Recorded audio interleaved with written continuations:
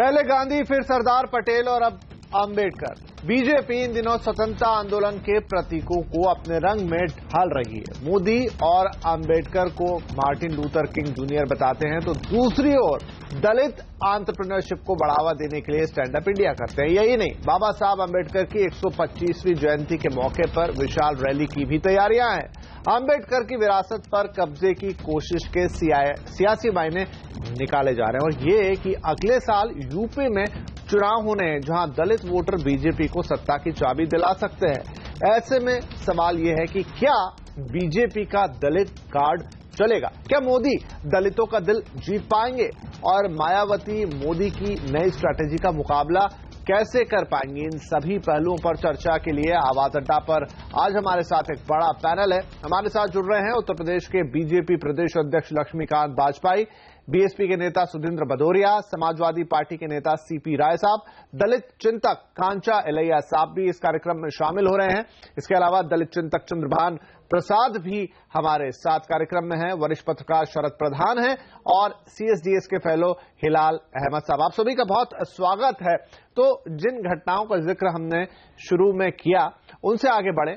दलितों तक पहुंचने के लिए सरकार जो कोशिश कर रही है उसकी एक झलक हाल के दिनों में प्रधानमंत्री की बातों में भी लगातार दिख रही है। आपको भी दिखाते हैं। समाज का जो आखिरी छोर पर बैठा हुआ व्यक्ति है उसको आगे आने का अवसर मिलना चाहिए। उसको किसी की कृपा पर जीने के लिए मजबूर नहीं होना चाहिए। कभी भी दलित, पीड़ित, शोषित, ट्राइबल उनके आरक्षण को खरोच तक नहीं आने दी है। फिर भी झूठ चलाया जा रहा है। तो आइए इस चर्चा की शुरुआत करते हैं। सबसे पहले मैं जाता हूं कांचा इलैया साहब के पास, बड़े दलित चिंतक हैं और आज शो पर पधारे, वैसे ज्यादा कहीं जाते नहीं है। कांचा इलैया साहब, प्रधानमंत्री मोदी की हम जो हाल की बातें सुने, रीसेंट एग्जाम्पल हमने कहा कि जो स्टैंड अप इंडिया कार्यक्रम हुआ, लेकिन उससे पहले भी बाबा साहब की काफी तारीफ करते हुए दिखाई दिए। चलिए, एक तरफ उनकी अपनी मान्यता है, उनकी अपनी थिंकिंग है, लेकिन अगर हम इसे थोड़ा पॉलिटिकल पर्सपेक्टिव में देखें तो क्या ये कोशिश है बीजेपी की, प्रधानमंत्री मोदी की, कि उत्तर प्रदेश चुनाव से पहले दलितों के लिए अभी से उनके लिए उनको आकर्षित करने के लिए, उनका ध्यान अपनी तरफ खींचने के लिए और ये बताने के लिए कि भारतीय जनता पार्टी भी उनके बारे में सोचती है, ये तमाम कोशिशें दिख रही हैं?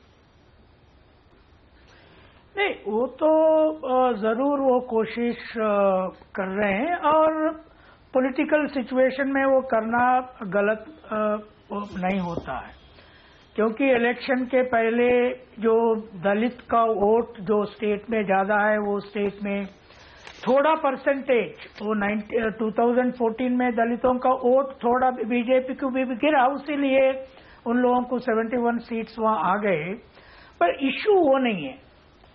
क्या बीजेपी ने ये दलित और ट्राइबल और पिछड़ी जातियों का जो स्थिति है, वो स्थिति को अपना पूरा आइडियोलॉजी चेंज करके एक नॉट इकोनॉमिक स्टेटस पे नहीं और social status, spiritual status, soft status में उसको चेंज करने का उसके पास एक एजेंडा है या नहीं?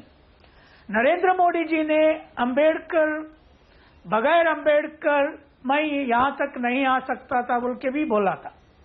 उससे पहले जो इलेक्शंस के पहले उन्हें हमेशा विवेकानंद के बारे में बात कर रहे थे और सरदार पटेल के बारे में बात कर रहे थे। कभी भी अंबेडकर को उतना बड़ा अपना नेता कभी वो बोल के कभी बोला नहीं था।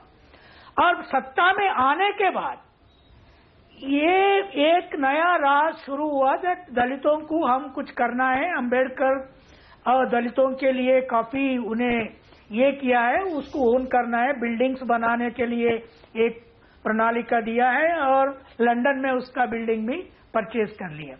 मगर मुझे ये डाउट है जी, जो यूनिवर्सिटीज में दलितों का जो स्ट्रेंथ जो यूनिवर्सिटीज में अच्छा है, जो पढ़ाई अच्छा हो रहा है, जेएनयू में, हैदराबाद यूनिवर्सिटी में, जो बीजेपी आरएसएस के हाथ में जो बनारस हिंदू यूनिवर्सिटी था, वहाँ कोई भी दलित ऊपर नहीं आया, कोई दलित इंटेलेक्चुअल नहीं बना। बिल्कुल इस बात पे आते हैं कि एक तरफ ये करते हुए दूसरा तरफ वो यूपी में वही बनारस हिंदू यूनिवर्सिटी है, उसको क्या किए वो लोग। इसीलिए मुझे एक डाउट है, ये नरेंद्र मोदी सोच रहा होगा मगर बीजेपी में जो ब्राह्मणवादी लोग हैं, आरएसएस में जो ब्राह्मणवादी लोग हैं, ये होने नहीं। तो ये तो बात तो वैसे भी हमें दिखाई देती है कांचा इलिया साहब की, आरएसएस जब आरक्षण का मुद्दा आता है तो उसका जो स्टैंड दिखता है, और अभी बीजेपी जो बात कर रही, तो ये डिफरेंस तो बिल्कुल आप कह रहे हैं जो दिखता भी है। चंद्रभान प्रसाद साहब से भी एक राय लेते। प्रसाद साहब,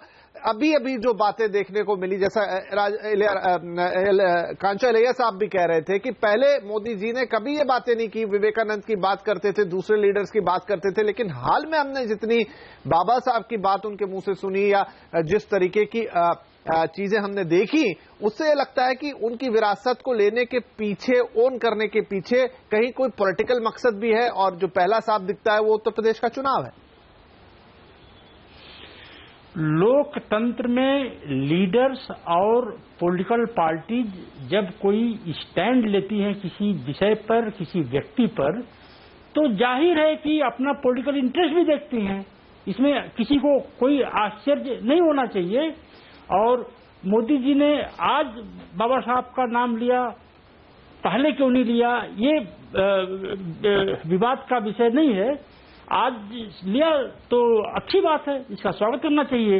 और अगर दलितों को इससे कुछ मिलता है, 10 लाख से 1 करोड़ तक का लोन हर ब्रांच देश में देती है, तो 1.25 लाख ब्रांच है, तो इससे तो 1.25 लाख तो नौकरियां भी नहीं होती है 1 साल में गवर्नमेंट में। तो ये इसका हमें स्वागत करना चाहिए। और मन में क्या है, दिल में क्या है, किधर से साजिश है, क्या करना है, उससे ज्यादा लेना देना हमारा है नहीं।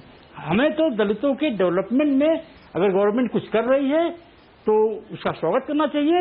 और लोग वोट को ध्यान में रख के मैनिफेस्टो बनाते हैं, हम ये कर देंगे, आपके लिए ये कर देंगे, तो इसमें कोई, मुझे लगता है कोई गलत नहीं है। चलिए, तो ये बात तो है कि इसमें कुछ गलत नहीं है, इस तरीके से ना देखें, लेकिन जो चीजें हैं सामने उनको किस परिप्रेक्ष्य में रखा जाए। लक्ष्मीकांत वाजपेयी साहब, अगर हम बात करें, अभी तो स्टैंड अप इंडिया में है, हमने देखा, या उसके पहले जो और भी कार्यक्रम हुए, तो बाबा साहब का नाम, अभी फिर एक रैली होने वाली है उनके जन्मदिन पर, तो आपकी पार्टी का इन सब चीजों के पीछे क्या मकसद है, अगर ये आपसे समझने की कोशिश करें। माननीय प्रधानमंत्री श्री नरेंद्र मोदी जी ने सबका साथ सबका विकास, जब हम सबके साथ की बात कर रहे हैं तो दलित समाज हमारे कार्य पद्धति से कैसे अलग रह जाएगा। ये कहना कि हम पहले विवेकानंद जी का नाम लेते थे, हम किसी और विचारक सरदार पटेल जी का नाम लेते थे, तो मैं ये समझता हूं कि विवेकानंद जी ने भी भारत माता की ख्याति को बढ़ाने का काम किया था विदेश में। सरदार पटेल ने इस देश की एकता और अखंडता के लिए काम किया था। और सत्ता में आने के बाद भारतीय जनता पार्टी के माननीय प्रधानमंत्री नरेंद्र मोदी जी ने यदि डॉक्टर अंबेडकर जी के स्थानों को अधिग्रहित करके और उन 5 स्थानों को पंच तीर्थ के रूप में विकसित करने की बात अगर कह रहे हैं तो कौन सी आपत्ति कर रहे हैं। सुंदरलाल पटवा जी मध्य प्रदेश में मुख्यमंत्री थे, 1991 में महू में उन्होंने उस स्थान का जहां बाबा साहब भीमराव अंबेडकर का टाइमिंग की बात कर रहे हैं वाजपेयी साहब, टाइमिंग की बात हो रही है। सुन लीजिए मैं इसलिए कह रहा हूं कि लोग ये कह रहे हैं कि अब हम कर रहे हैं इस बात को। अटल बिहारी वाजपेयी जी ने जब प्रधानमंत्री थे अलीपुर रोड वाले स्थान पर काम किया था। मेरा इतना ही निवेदन है, सामाजिक समरसता की पक्षधर भारतीय जनता पार्टी, सबका साथ सबका विकास का उद्देश्य लेकर काम करने वाली भारतीय जनता पार्टी डॉक्टर बाबा साहब भीमराव अंबेडकर से जुड़े हुए 5 स्थानों को पंचतीर्थ के रूप में अगर विकसित कर रही है, स्टैंड अप इंडिया कार्यक्रम के अनुसार माननीय प्रधानमंत्री ने जो घोषित किया था कि दलित के बच्चे को नौकरी के लिए नई नौकरी देने वाला बनाने का काम करेगी भारत सरकार, और स्टैंड अप इंडिया कार्यक्रम के माध्यम से उस पर उन्होंने काम शुरू कर दिया है।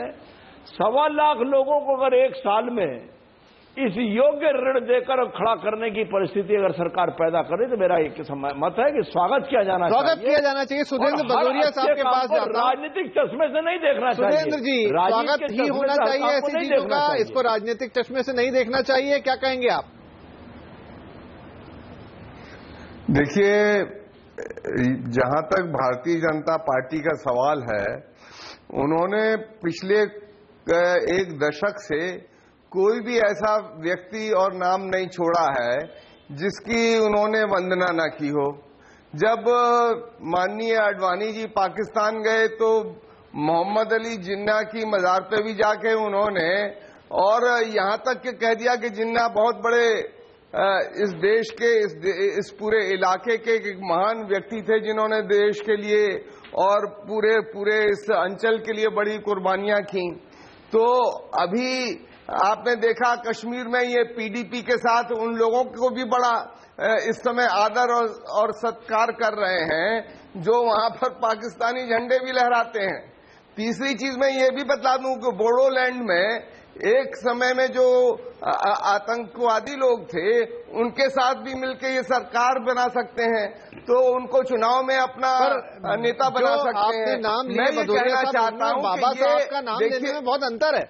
ये आज की देखिए, मैं आपको इसलिए कह रहा हूं, मैं अब आप आ रहे हैं, मैं आ रहा हूं, देखिए मैं आ रहा हूं, बाबा साहब के नाम का ये केवल इसलिए नाम ले रहे हैं। मैं अपनी बात को समाप्त कर लूं, सब लोगों ने अपनी बात कही, मैं अपनी बात को रखना चाहता हूं।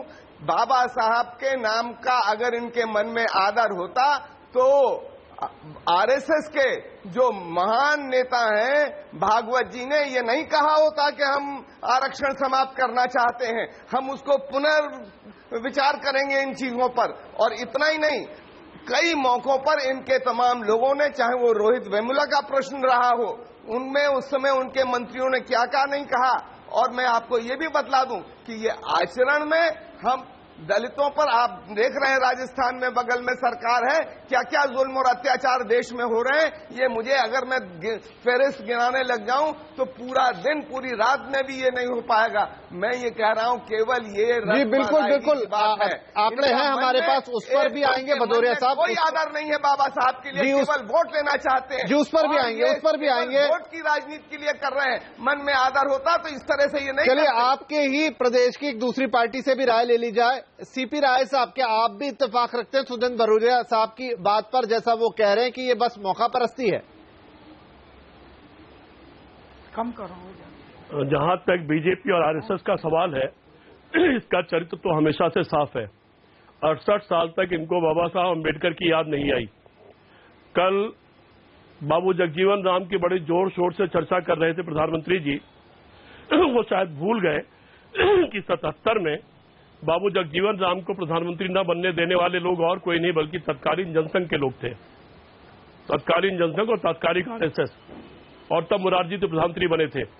ये शायद भूल गए कि जगजीवन राम जी जब बनारस गए थे और वहां एक मूर्ति पर उन्होंने माल्यार्पण किया था, तो उस मूर्ति को उनके जाने के बाद गंगा जल से धोने वाला और कोई नहीं बल्कि इनका अपना संगठन था। इसी तरह मंदिरों के मामले में इन्होंने किया। ये भूल गए कि 60 के दशक में जब राजनारायण जी हजारों दलितों को लेकर के काशी विश्वनाथ मंदिर में घुसे थे तो उनके ऊपर हमला करने वाले लोग आरएसएस के थे। ये सारी बातें भूल गए। खैर, ये उनका अधिकार है राजनीतिक नेता के रूप में, वो जब चाहे जैसा भाषण दे। उन्होंने पटेल साहब से शुरू किया, अब उनकी कहीं चर्चा नहीं होती। उन्होंने गुजरात मॉडल के नाम पर कोई बातचीत शुरू की थी, उसकी अब चर्चा बंद कर दी है। उन्होंने कूड़ा और हरे पत्ते फैला करके सफाई का काम शुरू किया था, अब उसकी चर्चा नहीं करते हैं। उन्होंने कहा था कि गंगा मां ने मुझे बुलाया है, फिर उसको भी भूल गए। इसी तरह की तमाम बातें, सारी फहरिस्त गिनाना मुश्किल है, मैं लंबा समय आपका नहीं दूंगा। आप कह रहे हैं कि अभी तो मोदी जी तो बदलते रहते हैं, नए नए नारे और नए नए जुमले देते रहते हैं।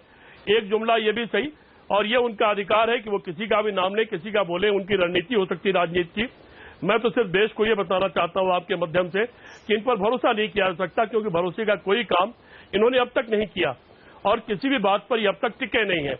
इसलिए हमको कोई फर्क नहीं पड़ता, ये जो चाहे नाम ले और जो चाहे अपनी रणनीति बनाए। शरद प्रधान साहब, तो एक बात तो यहाँ दिख रही है कि एक कोशिश है कि आप क्योंकि उत्तर प्रदेश का चुनाव सामने है, एक दलित वोट बैंक नजर आता है, वहां पर आप कोशिश करें और कोई गलती भी नहीं है इसमें, जैसे हमारे इलिया साहब ने कहा या फिर चंद्रभान साहब ने कहा, लेकिन लगता है आपको कि दलित भी उतना भरोसा दिखाएंगे? नहीं, देखिए ऐसा हो गया है, अब दलित भी जितनी एजुकेशन बढ़ रही है, अवेयरनेस बढ़ रही है, तो दलित इतना जागृत हो चुका है कि इस तरीके के ड्रामेबाजी से कोई इंप्रेस नहीं होता है। और देखिए, ये ड्रामेबाजी खाली बीजेपी नहीं करती है, हर पॉलिटिकल पार्टी का जो इंटरेस्ट है वो दलित वोट बैंक में है, दलितों के इंप्रूवमेंट में नहीं है, उनके अपलिफ्टमेंट में नहीं है। क्योंकि ये बार बार देखा गया, किसी जो भी रजीम आई हो, दलित, गरीब दलित के लिए कोई सरकार कुछ नहीं करती है। ये खाली जो प्रिविलेज दलित हैं, ये उनमें भी एक पूरा वो बन गया, सवर्ण ग्रुप बन गया है, जो सारे बेनिफिट्स अपने आप ही रखना चाहता है, चाहे वो बीजेपी में हो, चाहे वो कांग्रेस में हो, चाहे ये समाजवादी पार्टी में हो, चाहे ये जो थोड़ा बहुत कॉन्फिडेंस आता है दलितों को, वो मायावती के टाइम में आता है, क्योंकि उन्होंने कुछ कदम ऐसे उठाए, उन्होंने भी अपना एक सवर्ण ग्रुप क्रिएट कर लिया, जो विद इन दलित एक सवर्ण ग्रुप बन गया है, जो प्रिविलेज्ड लोग हैं, जो नाजायज फायदे भी उठाते हैं, जो नाजायज काम भी करते हैं, और उनके ऊपर पर्दा डाला जाता है, और जब उसको हाईलाइट किया जाता है तो बोलते हैं साहब मैं दलित। तो ये तो ड्रामा हो गया है इस देश में। लेकिन मुझे पूरा यकीन है कि जिस तरह एजुकेशन बढ़ेगी, अवेयरनेस बढ़ेगी, तो आम दलित भी जागृत हो जाएगा कि ये राजनेता चाहे किसी पार्टी के हों, सिर्फ इस्तेमाल करना चाहते हैं, और वही काम नरेंद्र मोदी करना चाहते हैं। लेकिन कुछ फैक्ट हैं, वो फैक्ट देख लेने चाहिए। मैं यहाँ पर जाऊंगा हिलाल अहमद साहब के पास। 2014 का लोकसभा चुनाव, अहमद साहब, 42% वोट मिला बीजेपी को, जो वोट आया, तो उस 42% मतलब कहीं ना कहीं उनको दलितों का वोट भी मिला। इसमें कोई दो राय नहीं हो सकती कि उनको दलित समर्थन नहीं मिला, लेकिन क्या वो दलित समर्थन फिर से देखने को मिलेगा? तो 15 लाख नहीं, देखिए यहाँ दो बातों पर हमको स्पष्ट कर देना चाहिए, क्योंकि बात जो है वो बाबा साहब अम्बेडकर के साथ में शुरू हुई थी और हम यूपी इलेक्शन की बात कर रहे हैं। तो पहली चीज तो ये है कि जो 2014 का इलेक्शन था, वो बहुत स्पष्ट तौर पर भारतीय जनता पार्टी की जीत में एक बहुत बड़ा कारण जो था वो ये था कि दूसरी पॉलिटिकल पार्टी, जो अपोजिशन पॉलिटिकल पार्टीज थी, वो उतनी ऑर्गेनाइज नहीं थी, और एक सीधा मैंडेट था जो कि बीजेपी को मिला।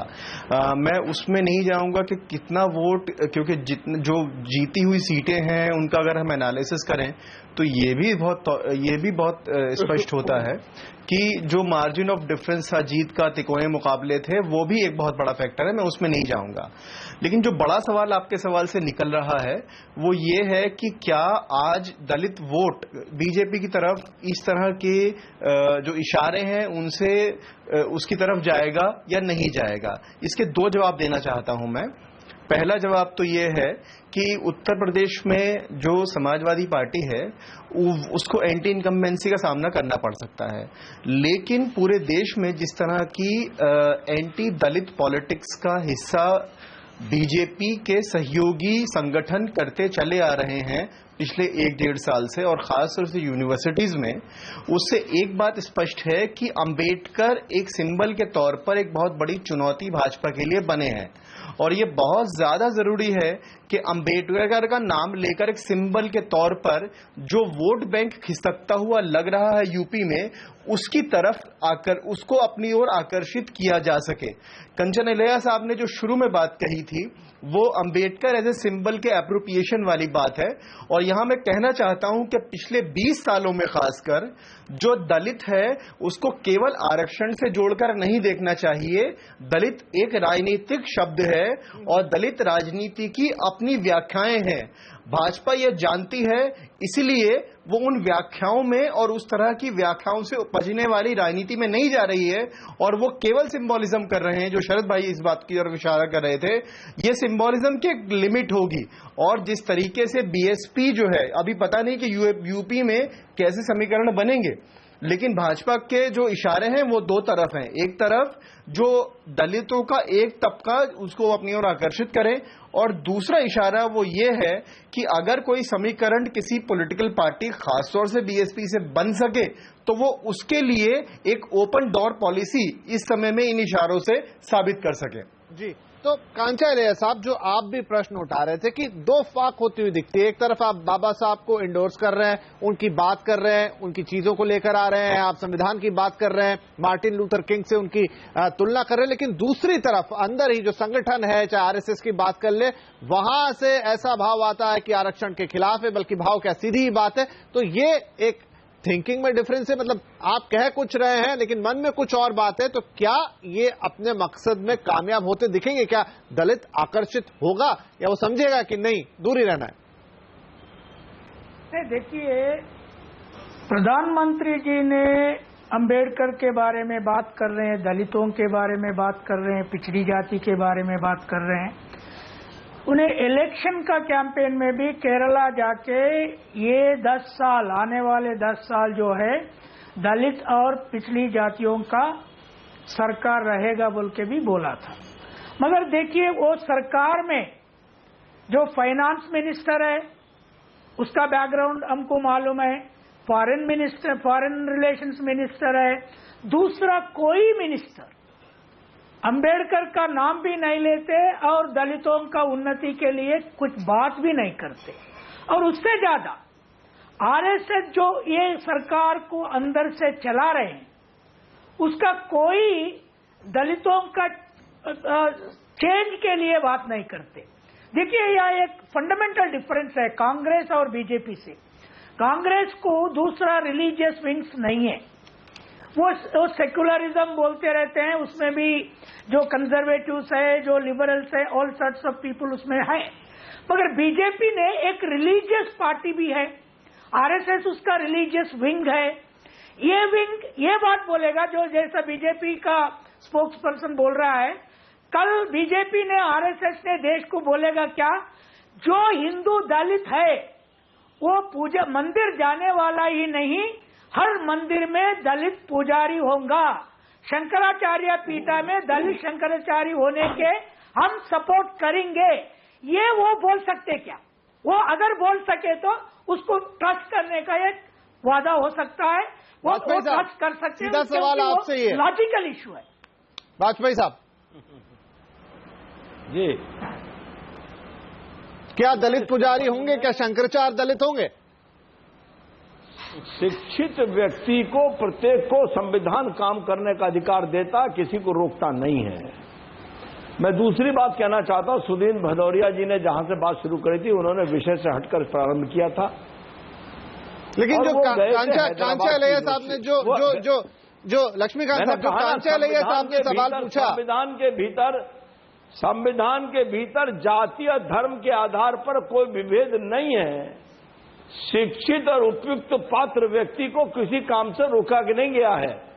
लेकिन मैं सुदीन भदौरिया जी से पूछना चाहता हूं, कितने पुजारी होंगे देश में जो दलित हैं? हैदराबाद में चले गए, वो हैदराबाद में तो पहुंच गए। उत्तर प्रदेश जहां की उनकी बहुजन समाज पार्टी है, पिछले 11 महीने में 92 दलित महिलाओं के साथ दुर्घटना कर। लेकिन वाजपेयी साहब, ये तो बड़ा सरल लेकिन तीखा सवाल है कि क्या शंकराचार्य देश में दुर्घटना हो रही है आपके साथ? नहीं गया, आरएसएस स्टैंड लेगा, बीजेपी स्टैंड लेगा, स्टैंड डिक्लेयर करिए। बता दीजिए। भारतीय जनता पार्टी के नेता माननीय प्रधानमंत्री जी ने कहा कि आरक्षण की वर्तमान व्यवस्था चालू रहेगी। आपके राजस्थान में आपकी सरकार चल रही है, वहां क्या हुआ उसका भी उल्लेख कर दीजिए जरा सा। किसका? जो राजस्थान में कल हुआ उसका भी उल्लेख कर दीजिए। जिस तरह से दलितों को मेरा ये कहना है, जहां भी हो, गलत अगर है जी, दलितों के अपराध की बात आ रही है, राजस्थान की घटना है, लेकिन थोड़ा अगर आंकड़ा देख लें, राजस्थान, मध्य प्रदेश, गुजरात, छत्तीसगढ़, इन चारों स्टेट में मिला है जहां आपकी सरकार है वाजपेयी साहब, 30% से ज्यादा घटनाएं बढ़ी हैं दलितों पर अत्याचार की। 30% बनाता है पूरे देश का। एनसीआरबी के आंकड़े के अनुसार उत्तर प्रदेश का पहला स्थान है दलितों के साथ घटना में। 18% घटना, देश में घटी घटनाओं का 18% शेयर है उत्तर प्रदेश में। जी, उत्तर प्रदेश में भी, बिहार में भी, लेकिन मैं आपके राज्यों की बात पूछ रहा हूं। पर नहीं जाता। अरुण महावर आगरा क्या नहीं जाता, गौरव सोनकर क्या नहीं जाता हाथरस में, और ये बिसाहड़ा में अखलाक क्या जाते हैं। लेकिन लक्ष्मीकांत साहब, आपके राज्यों की बात, आप अगर दलितों के हक की बात कर रहे हैं, आप अगर दलितों की सुरक्षा की बात कर रहे हैं, तो आपके राज्यों के आंकड़े खराब हैं। घटना हो उस पर सख्त कार्रवाई होनी चाहिए, जो जिम्मेदार हो उस पर कार्रवाई होनी चाहिए, भविष्य में घटना ना हो इसकी व्यवस्था होनी चाहिए। लेकिन मैं एनसीआरबी के आंकड़े करना चाहूंगा, दलितों के साथ घटी घटनाओं का 18% शेयर है उत्तर प्रदेश में, सर्वाधिक है। मुझे आवाज नंबर 2 पे बिहार है। जी, माना नंबर 2 पे बिहार है, उत्तर हमारे आंकड़े भी स्क्रीन पर यही कह रहे हैं। लेकिन लक्ष्मीकांत साहब, मैं कह रहा हूं कि उनको एक तरफ रखें, लेकिन जो बीजेपी के स्टेट्स है वहां पे भी तो आंकड़े अच्छे नहीं है। मैंने क्या कहा, मैं कुछ कहना चाहता हूं। भी इस प्रकार की घटनाओं सख्त कार्रवाई होनी चाहिए, दोबारा इस प्रकार की घटनाएं न हो, ये व्यवस्था ये बात तो फिर उत्तर प्रदेश और बिहार भी कह देंगे। मैं बात तो उत्तर प्रदेश और बिहार भी कह देंगे। उत्तर प्रदेश में 92 घटनाएं हैं 11 महीने में, भदौरिया साहब, और कोई बहुजन समाज पार्टी का नेता गया नहीं है।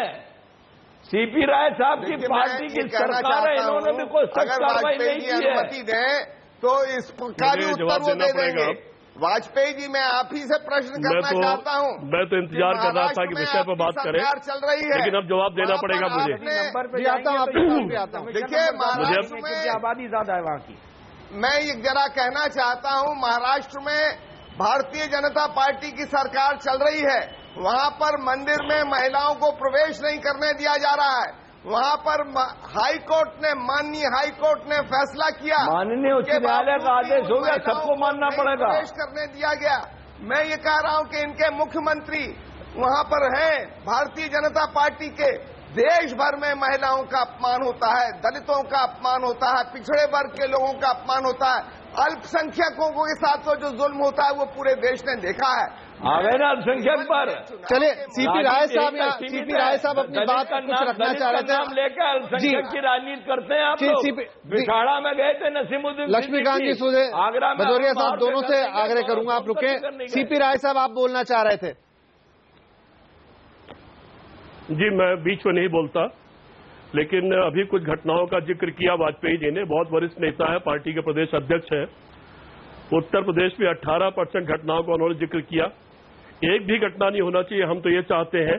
बड़ा प्रदेश है, 22 करोड़ लोगों का 1/6 देश है, लेकिन चूंकि मुकदमे दर्ज हो रहे हैं इसलिए घटनाएं दिखाई पड़ रही हैं। जिन प्रदेशों में मुकदमे दर्ज नहीं हो रहे हैं वहां घटनाएं कम करके दिखलाई पड़ती हैं। लेकिन हम ये चाहते हैं कि एक भी घटना न घटे, क्योंकि हम कमजोरों की पार्टी, कमजोर के साथ है। वाजपेयी जी ने एक जिक्र किया माहौर की घटना का, चूंकि वो आगरा का है और आगरे का रहने वाला मैं खुद हूं। 2 व्यक्तियों की आपसी दुकान के झगड़े में, व्यापारिक और आपसी झगड़े में वो हत्या एक व्यक्ति ने कर दी। उस हत्या को पहले इन लोगों ने हिंदू बनाम मुसलमान बनाने की कोशिश की और पूरे प्रयास किए कि वहां उसके आधार पर दंगे हो जाएं। लेकिन वहां की समझदार जनता ने जब इनका साथ नहीं दिया और लोग इकट्ठे नहीं हुए तो वहां से चुप होकर के पीछे हट गए। अब उसको यह दलित का मुद्दा बनाने की कोशिश कर रहे हैं। पहले इन्होंने हिंदू मुसलमान बनाने की कोशिश की थी, पीछे जाकर के अपने रिकॉर्ड में इनके आप बयान देख लीजिएगा और सारा मुद्दा इनका बनाना देख लीजिएगा। देखिए, जो कमजोर है वो तो पहले से ही कमजोर है, उसके ऊपर निश्चित तौर पर जुल्म और ज्यादती रोकना सरकार का धर्म है, कर्तव्य है, और हमारी सरकार वो करती है। यहां पर बहस कुछ दूसरे मुद्दों पर हो रही थी, लेकिन वाजपेयी जी ने बहस को भटका दिया। मुझे लगता है कि बहस भटकने से फायदा नहीं होगा, उन मुद्दों पर नहीं, मुद्दे पे ही हैं, मुद्दे पे ही हैं राय साहब, मुद्दे पर ही हैं, मुद्दे पर ही हम बात ये कर रहे हैं कि क्या मन में कुछ और बात है, दिल में कुछ और बात है और नारों में कुछ और बात है। बात मुद्दे पे ही है।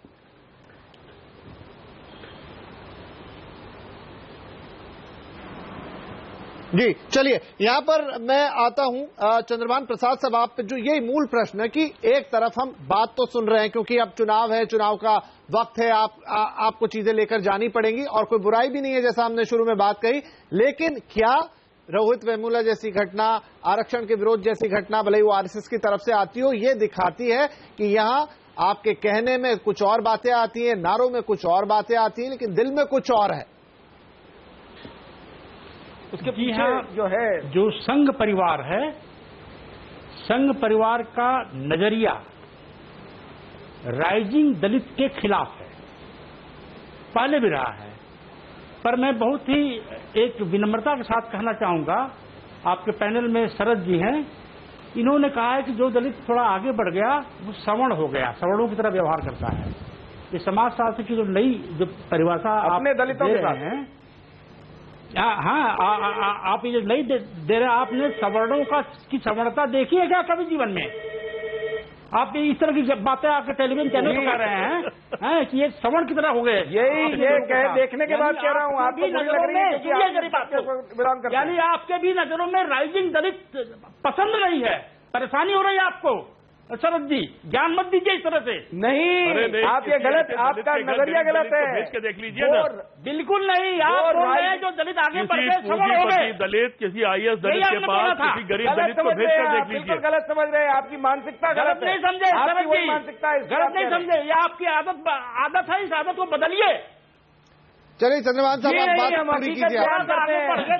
आप राजनीतिक बात करते हैं, हम हकीकत बयान करते हैं, ये फर्क है, ये फर्क है। आपने और हमें हम हकीकत बताते हैं। जो आगे बढ़ गया सवर्ण हो गया, ये बात करते हुए सवर्ण का चेहरा देखा आपने कभी?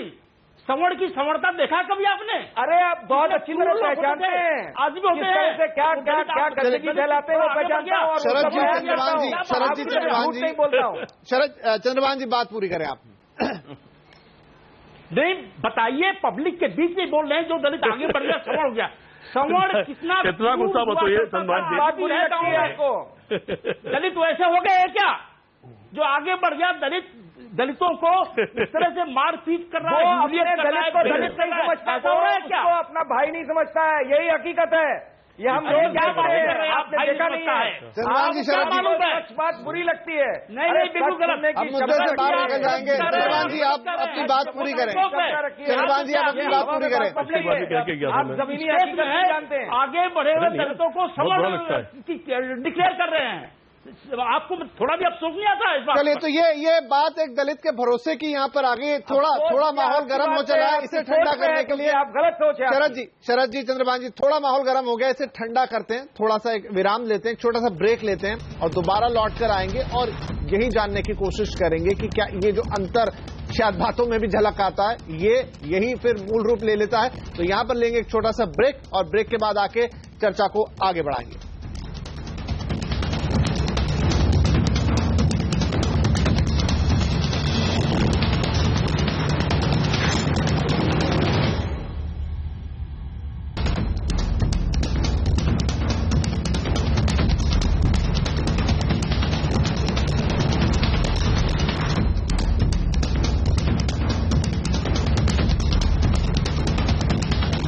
आवाज अड्डा पे ये थे आज के बड़े सवाल और आपने स्क्रीन पे अपनी देखे, हमारा पूरा पैनल हमारे साथ है। क्या बाबा साहब की विरासत को यहां पर अपना बनाने की कोशिश कर रहे हैं नरेंद्र मोदी, और ये सब कुछ क्या उत्तर प्रदेश के चुनाव को ध्यान में रखकर किया जा रहा है? हिलाल साहब, चर्चा को आगे बढ़ाएं उससे पहले मैं आपसे एक बात पूछना चाहता हूं कि बिहार में रामविलास पासवान, जीतन राम मांझी का जो गठबंधन था, उसके बावजूद भी बीजेपी को कुछ खास सफलता नहीं मिली, बल्कि असफल ही रही। तो क्या उत्तर प्रदेश में दिक्कतें और भी बढ़ेंगी?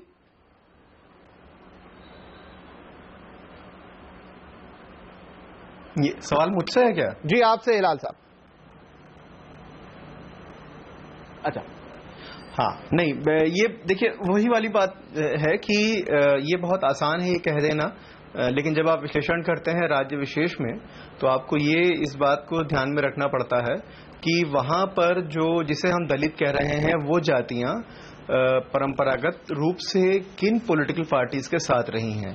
तो जो सिंबॉलिज्म है उसकी एक लिमिट होती है, जैसे मैंने पहले भी कहा, और यही कारण है कि जो बहुजन समाज पार्टी उत्तर प्रदेश में बहुत अच्छा करती नजर आती है, वही बहुजन समाज पार्टी पंजाब में या राजस्थान में या अगर हम कहें कि मध्य प्रदेश में वो अपना खाता भी नहीं खोल पाती है। तो इसका बहुत स्पष्ट कारण है कि ये दलित, निसंदेह दलित एक राजनीतिक शब्द है, उसकी अपनी एक राजनीति है और उसको दोनों आधारों पर देखना चाहिए, सामाजिक परिवर्तन के तौर पर भी और राजनीतिक भागीदारी के तौर पर भी। तो जो राजनीतिक भागीदारी का सवाल है वो अलग अलग राज्यों में अलग अलग तरीके से उभर कर सामने आया है। तो जिसको हम सिंबॉलिज्म कह रहे हैं, जिसको हम प्रतीकात्मकता कह रहे हैं, उस प्रतीकात्मकता की अपनी एक सीमाएं हैं। तो अब ये नहीं हो सकता कि आपने अगर मान लीजिए अम्बेडकर का नाम लेना अगर शुरू भी कर दिया है भाजपा ने, तो क्या लोग उसको उन्हीं आधारों पर देखना शुरू करेंगे जिनकी इंटेंशन आपके मन में है? मुझे इस पे डाउट है।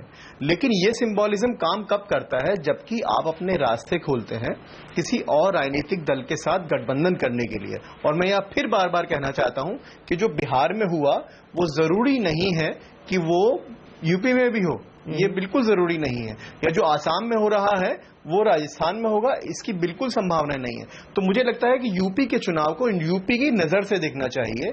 और जो प्रतीकात्मकता, दलित प्रतीकात्मकता की राजनीति भाजपा शुरू कर रही है, मुझे उससे बहुत ज्यादा उम्मीद नहीं लगती है, क्योंकि यूपी में स्थानीय स्तर पर जो निकायों के चुनाव हुए हैं उनमें स्पष्ट तौर पर बीएसपी की परफॉर्मेंस बहुत अच्छी रही है और ऐसी संभावनाएं दिख रही हैं, इसके ऊपर अभी बहुत कुछ नहीं कहा जा सकता, ऐसी संभावनाएं दिख रही हैं कि बहुजन समाज पार्टी काफी मजबूत स्थिति में अगले आने वाले विधानसभा चुनाव में स्पष्ट रूप से उभर कर आएगी। ऐसी अगर आपकी संभावना हो तो आप दो बातें करते हैं, जैसे मैंने पहले कहा। पहली बात यह कि आप क्या कोई गठबंधन कर पाएंगे या नहीं कर पाएंगे, और दूसरी बात यह कि एक जो दलित है उसको आप अनपैक जब करते हैं तो क्या किसी खास विशेष जाति को अपने और आकर्षित कर पाएंगे या नहीं कर पाएंगे।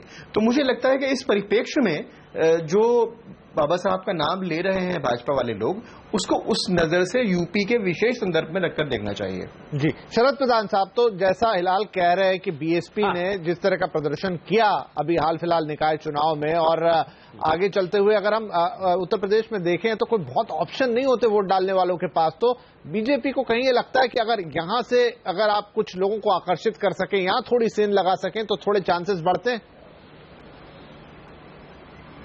मैं बिल्कुल उनके हिलाल की बात से बिल्कुल एग्री करता हूं। ये हकीकत है कि बीएसपी ने बहुत अच्छी परफॉर्मेंस करी, और दूसरा एक ये भी कारण है क्योंकि समाजवादी पार्टी में इतना ज्यादा के राज में क्राइम बढ़ गया है, और गरीब आदमी पर जब भी बढ़ता है, लॉ एंड ऑर्डर बिगड़ता है, सबसे ज्यादा उसका जो रिसीविंग एंड पे होता है वो बेचारा गरीब दलित होता है। इसलिए देखिए बीजेपी की जो स्ट्रेटेजी है, इन्होंने शुरू में जब ये मंदिर का नाम लेकर के आए और हिंदुत्व को बहुत ज्यादा बढ़ावा दिया, उसके पीछे मकसद यही था कि ये सारी कास्ट को कट अक्रॉस करके दलितों को भी अपने उसमें शामिल कर रहे हैं हिंदुत्व के नाम पे। जब वो फेल करने लगा तब ये दलित की बात करने लगे हैं। ये एक बड़ा इंपॉर्टेंट पॉइंट है। आज ये इसलिए आए हैं क्योंकि इनको समझ में आ गया है कि मंदिर के नाम पे वोट मिलने का समय गुजर चुका है। हिंदुत्व के नाम पे वोट इकट्ठा करना पॉसिबल नहीं है। जिस एक इनका फिक्स्ड वोटर है, वो इनका पॉकेट वोट बैंक है, वो रहेगा, लेकिन जीतने के लिए उस वोट से नहीं जीतता तब है आदमी जब दूसरे का वोट अपने को मिलने लगे। और जब ये स्ट्रैटेजी नहीं बन रही, इसलिए इस कोशिश में लगे कि दलित का नाम कह करके। चलिए भदौरिया साहब कुछ कहना भी चाह रहे हैं, उनके पास मैं भी जाना चाहता हूं। भदौरिया साहब, एक चैलेंज तो आपके लिए आ ही गया है क्योंकि आपके वोट बैंक पे ये थोड़ी सी सेंध लगने जैसी बात है। क्या आपको भी ये चैलेंज लग रहा है, और लग रहा है तो कैसे निपटेंगे? देखिए, जहां तक बीजेपी की मानसिकता का सवाल है, इनका कोई ये नया चरित्र नहीं है। हिंदू महासभा ने और उस समय की जो जनसंघ के लोग थे, इसी दिल्ली शहर के रामलीला मैदान में जब बाबा साहब भीमराव अंबेडकर ने हिंदू कोड बिल लाया तो यहीं पर उनकी एफिजी जलाने का काम किया था इन लोगों ने। इस दिल्ली के रामलीला ग्राउंड में पूरे देश के इनके जो सहमना संगठन है इकट्ठे हुए और बाबा साहब की यहां पर इन्होंने एफिजी को जलाने का काम किया।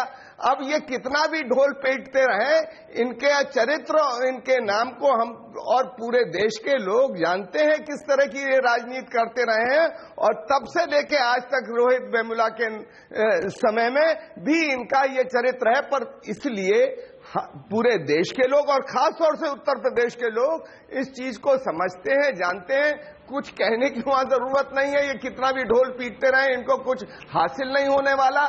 इन्होंने यही नहीं, इन्होंने मान्यवर काशीराम जी जो आजादी के बाद दलितों को राजनीतिक सत्ता तक पहुंचाने का सबसे बड़ा जिन्होंने अभियान चलाया, उनके लिए इन्होंने आज तक आप बेफिक्र हैं, आपको नहीं लगता कोई दिक्कत होगी? नहीं है, उसको भी नहीं इन्होंने देने का काम किया, न उस पर अपनी राय कभी टिप्पणी दी इन्होंने। जी वाजपेयी साहब, जो अब जिक्र कर रहे थे कि 42% वोट आपको मिला था 2014 में, जाहिर बात है दलितों का बहुत बड़ा समर्थन आपके पास वहां गया होगा, लेकिन क्या आपको लगता है कि अब जो विधानसभा चुनाव होगा उसमें परफॉर्मेंस आप दोहरा पाएंगे? मैं निश्चित तौर पर भारतीय जनता पार्टी लोकसभा में प्राप्त मत परिषद को बढ़ाने के लिए प्रयत्नशील है, बरकरार तो रहेगा ही। मैं आदरणीय भदौरिया जी से पूछना, लेकिन बिहार और दिल्ली मत भूलिएगा इस बीच में। महासभा जिसका बिहार और दिल्ली भी याद रखिएगा। बिहार और उत्तर प्रदेश की परिस्थिति में अंतर है, लेकिन आदरणीय भदौरिया जी से पूछना चाहता हूँ, जिस हिंदू महासभा का अस्तित्व नहीं है उसका उदाहरण यूपी में। आप चिंता न करिए, दलित की बेटी से दौलत की बेटी बनी, अब दलितों की चिंता नहीं है सुश्री मायावती जी को। आप अडानी जी का पनामा वाला जो है ना, पनामा का 500 लोगों का वो देखिए, एक चर्चा क्यों नहीं मिला अभी तक, और उससे भारतीय जनता पार्टी को जोड़कर पनामा में जमा है, बेईमानी कर रहे हैं। और दौलत पनामा में जमा है वाजपेयी जी। पनामा से लेके आइए, 15 लाख रुपया देने का वादा किया था, 15 रुपया नहीं मिला है। वेमूला की याद आ रही है, 15 रुपया नहीं मिला है। 92 महिलाओं की, दलित महिलाओं के साथ दुर्घटना हुई। अरे 15 रुपया तो नहीं मिला। लक्ष्मीकांत जी कर पाएंगे, पनामा में सब जमा है। लक्ष्मीकांत जी, पनामा में तुरंत माननीय प्रधानमंत्री जी ने, माननीय वित्त मंत्री जी ने कह दिया कि हम सख्त कार्रवाई करेंगे। और मैं एक बात और कहना चाहता हूं, बिल्कुल, बहुजन समाज पार्टी के नेता माननीय भदौरिया जी, स्टैंड अप इंडिया कार्यक्रम के माध्यम से यदि दलित के बच्चों को रोजगार देने वाला बनाना चाहती है भारतीय जनता पार्टी की सरकार, तो आपको तकलीफ क्या हो रही, स्वागत क्यों नहीं करते उसका? चलिए मैं यहाँ पर कांचा इलैया साहब के पास आता हूँ। खत्म करना चाहते हैं हम लोग। कांचा साहब, कोशिश पूरी हो रही है, कोशिश पूरी हो रही है, लेकिन क्या ये कोशिशें वाकई में कामयाब होंगी? क्या सरकार या क्या मोदी दलितों के बीच कामयाब हो पाएंगे, उनका दिल जीतने में कामयाब हो पाएंगे और ये चीजें वोटों में बदलती हुई नजर आएगी?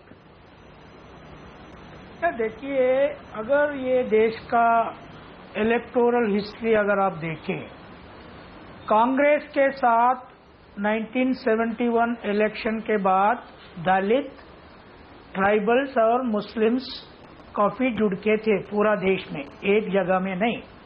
बाद में कांशीराम जी आने के बाद उत्तर प्रदेश में काफी दलित अलग हो गया, मगर दलित और मुस्लिम हमेशा एक ही जगह रहने का एक हिस्ट्री भी है। इवन यूपी में भी है, दूसरा जगह में भी है। अब देखिए, बीजेपी एक तरफ प्राइम मिनिस्टर दलितों के बारे में बात कर रहे हैं, अंबेडकर के बारे में बात कर रहे हैं, महाराष्ट्र गवर्नमेंट का चीफ मिनिस्टर डोनाल्ड ट्रंप से ज्यादा कम्युनल बात कर रहे हैं, देश को छोड़ के जाना। सो दलित जो है इसको बिलीव करने वाला नहीं है पूरा देश में, क्योंकि एक तरफ राम मंदिर का वही इश्यू मुद्दा बनाते थे, दूसरा तरफ रिजर्वेशन को रिव्यू करने का आरएसएस का चीफ प्रधानमंत्री बोल सकते हैं, मगर मेरा एनालिसिस में 2 साल से मैं देख रहा हूं प्रधानमंत्री का पूरा वादा आरएसएस को अंगीकार अगर नहीं है तो अमल होने वाला नहीं है, वो क्लियर हो गया। वो जो मेरा दोस्त चंद्रभान जी का जो आशा है, प्रधानमंत्री नरेंद्र मोदी बोले तो दलितों के पास कैपिटल नहीं आएंगे, जो मोहन भगवत बोले तो थोड़ा आ सकते हैं, वो अभी तक कुछ बोला भी नहीं। ये अगर मेरा दलित दोस्त समझ में नहीं लाएंगे तो ये अपना आप को बर्बाद करने का एक आशा होता है। उसीलिए मेरा एनालिसिस क्या है, आरएसएस जो करना चाहता है वो केंद्र भी करते हैं, वित्त मंत्री वही करते हैं, होम मंत्री वही करते हैं, विदेश मंत्री वही करते हैं, प्रधानमंत्री एक बात वादा दिए तो भी वो नहीं होते हैं। इसमें काफी मुझे दलितों को ज्यादा लाभ होने का तो चंद्रभान साहब यूपी में इसका हमला होने का मुझे तो चले उम्मीद नहीं है यहाँ पर कांचा साहब को। तो चंद्रभान साहब, ऐसा क्या करे मोदी, ऐसा क्या करे सरकार की दलितों पर उनका भरोसा बढ़े? देखिए, जो प्रधानमंत्री के कुछ प्रोग्राम्स हैं, अभी स्टैंड अप इंडिया है, ईच बैंक ब्रांच एक दलित आदिवासी महिला को सपोर्ट करे 10 लाख से 1 करोड़ तक, इसके अच्छे रिजल्ट आएंगे। पर जब तक बीके सिंह साहब, रामदेव साहब, खट्टर साहब सरकार के गोद में हैं, तो दलित मोदी जी के साथ जाने वाला नहीं है। खास तौर से रोहित वेमुला के मामले में जब तक सरकार एक सही स्टैंड नहीं लेती है, वहां पर रोहित को न्याय नहीं देती है, तो आज देखिए नौजवानों का देश है, हर के लोगों के हाथ में फोन है, व्हाट्सएप है, ट्विटर है, फेसबुक है। लोग ये खबर हर दलित घर में पहुंच गई है कि संघ और बीजेपी के मंत्री दलितों को परेशान कर रहे हैं और रोहित वेमुला एक प्रतीक बन गया है। तो जब तक रोहित वेमुला के मामले में सरकार जस्टिस नहीं देती है, तो ये पैसे देकर के दलितों का जीत कोई दिल नहीं जीत सकता है। और दूसरी बात, मायावती जी के बारे में माननीय बीजेपी के प्रवक्ता बोले थे, मैं बहुत दिन से देखता हूं कि लोग मायावती को विरोधी जितना मायावती से नहीं डरते हैं, उतना मायावती के वो जो है डायमंड से डरते हैं, डायमंड नेकलेस से डरते हैं। ये आदत कब आप लोग छोड़ेंगे? आप मायावती जी की आलोचना करिए, पॉलिटिक्स की आलोचना करिए, उनके विचारधारा की आलोचना करिए, लोकतंत्र है, पर मायावती जी का ये जो वेल्थ है, इससे क्यों इतनी तकलीफ हो जाती है? ये थोड़ा परेशान करने वाली बात है। चलिए वाजपेयी जी ये कह रहे हैं कि आप जो कार्यक्रम चला रहे हैं अच्छी बात है, लेकिन जब तक रोहित वेमुला जैसे मामलों में आपकी स्थिति नहीं बदलेगी, आपका स्टैंड नहीं बदलेगा, दलित भरोसा नहीं कर पाएंगे आप पर। मैं बार बार हर व्यक्ति रोहित वेमुला की चर्चा कर रहा है, उस पर ऑलरेडी न्यायिक जांच हो बैठ गई है। न्यायिक जांच के परिणाम के अनुसार कार्रवाई होगी, ये संसद में आश्वासन है सरकार का। लेकिन मैं उसी के पैरेलल उत्तर प्रदेश के संदर्भ जिसमें आज चर्चा हो रही है, उस पर इनमें से कोई नहीं रुकना चाहता। उत्तर प्रदेश में दलितों के विरुद्ध जितने अपराध हुए या हत्याएं हुई हैं, दलित महिलाओं के साथ दुराचार होकर हत्याएं हुई हैं, एक तो बता दो कांग्रेस का नेता या बहुजन समाज पार्टी का नेता उस घटना स्थल पर गया हो। बिसहाड़ा में गए 11 लाख रुपए दे के आए नसीमुद्दीन सिद्दीकी जी, लेकिन अरुण महर और गौरव सोनकर, ये जो 92 महिलाओं के साथ दुराचार समाजवादी पार्टी की सरकार के कार्यकाल में हुआ, एक स्थान पर नहीं गए, एक पैसा देकर नहीं आए। मैं पैसे की बात नहीं करना चाहता, मैं इतना ही कहना चाहता हूं, ये घटनाएं ना हो, घटना हो तो सख्त कार्रवाई हो, नजीर बने भविष्य में। चलिए तो सीपी राय साहब है यहाँ पे, बोलना भी चाह रहे थे। राय साहब जी, 2-3 बातें कह रहा था मैं।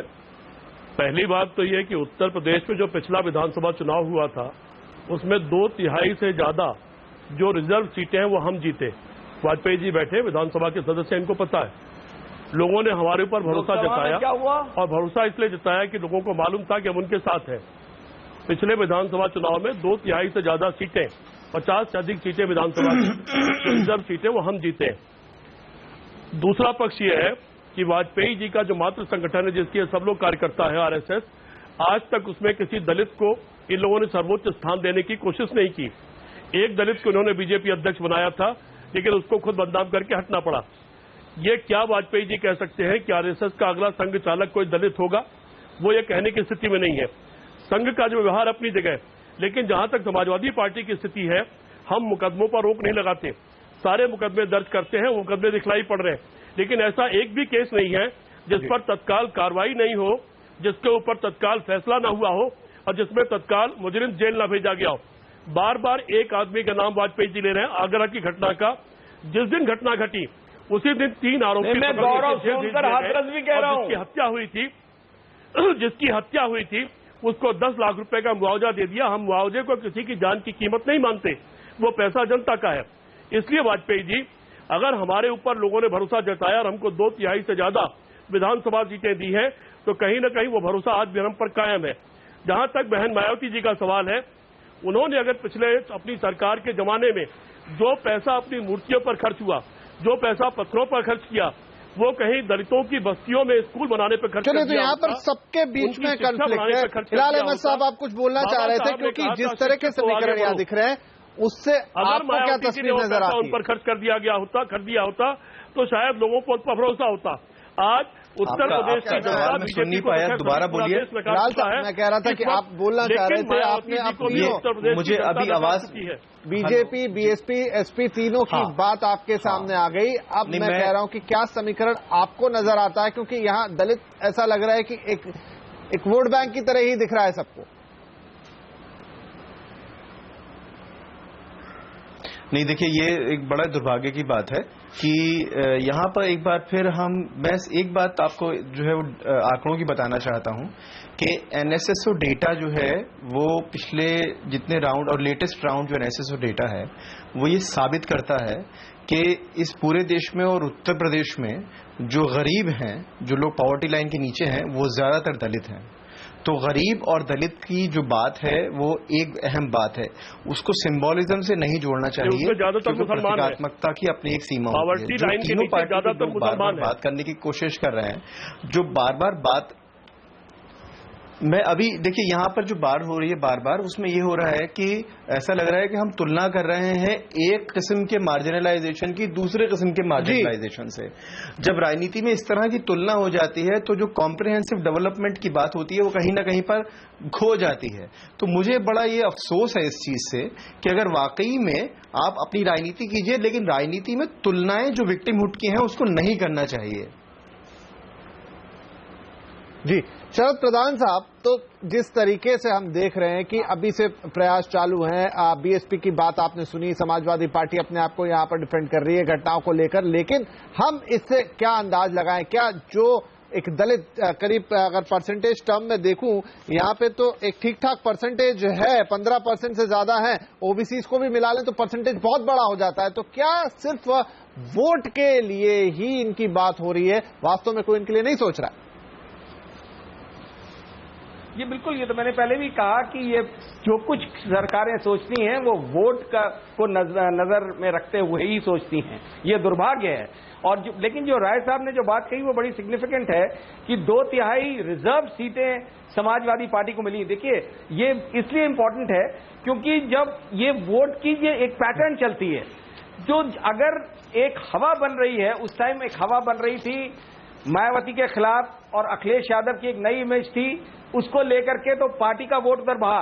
लेकिन आप देखिए वही वोट जाकर के नरेंद्र मोदी के लिए पड़ा, बीजेपी के लिए नहीं पड़ा। ये मैं पॉइंट लाना चाह रहा था कि ये जो बार बार 2014 के इलेक्शन की बात होती है, वो वोट उत्तर प्रदेश में कम से कम मैं अच्छी तरह समझता हूं और जानता हूं कि वो वोट नरेंद्र मोदी ने, क्योंकि एस्पिरेशंस लोगों के बहुत बढ़ाए, उम्मीदें जगाई, ऐसा लगने लगा कि यहाँ एक सही कह रहे हैं आप कि शायद वो 2014 का जो चुनाव था सारा एक साल में जो है वो सारी उम्मीदों पे पानी फिर गया। वोट डालने की मानसिकता ही कुछ अलग थी। इसलिए अगले चुनाव में वो उम्मीद करना बीजेपी को कि उसी तरीके से वोट पड़ेगा। चलिए, चूंकि अब हम अंतिम पड़ाव पर आ गए, वक्त कम है, एक आखिरी सवाल कांचन लहर साहब आपसे पूछना चाहूंगा कि अगर बीजेपी का ये दलित कार्ड नहीं चलता है तो क्या चुनाव आते आते हम स्ट्रेटेजी में बदलाव होता हुआ भी देख सकते हैं? देखिए, बीजेपी का ये दलित कार्ड इसीलिए वो यूज करना चाह रहे हैं। प्राइम मिनिस्टर एक जो है, प्राइम मिनिस्टर ने एक ओबीसी है, उन्हें खुद इलेक्शन कैंपेन में मैं एक ओबीसी हूँ, चाय वाला हूँ, सो उन्हें कम से कम जब तक प्राइम मिनिस्टर रहे ये दलितों के बारे में, बैकवर्ड क्लासेस के बारे में बात करना पड़ेगा। क्योंकि उसीलिए उन्हें बोला जब तक मैं यहाँ हूँ रिजर्वेशन कोई निकाल नहीं सकते, कोई रिव्यू नहीं कर सकते। वो एक बैकवर्ड क्लास का प्राइम मिनिस्टर है, वो एक वादा देना चाह रहे हैं, मगर उनका पार्टी का जो स्ट्रक्चर है वो स्ट्रक्चर उनसे पूरा सहमत है बोल के मैं नहीं समझ रहा हूँ। ये प्रॉब्लम क्या है दलितों का? जब कांग्रेस भी सत्ता में था, जब भी प्राइम मिनिस्टर एक कहते थे और लीडर एक कहते थे, उसका जो स्ट्रक्चर में एंटी रिजर्वेशन वाले भी थे, ब्राह्मणिक फोर्सेस भी थे, वो अमल करने का जगह पे अब आतंक लगाते थे।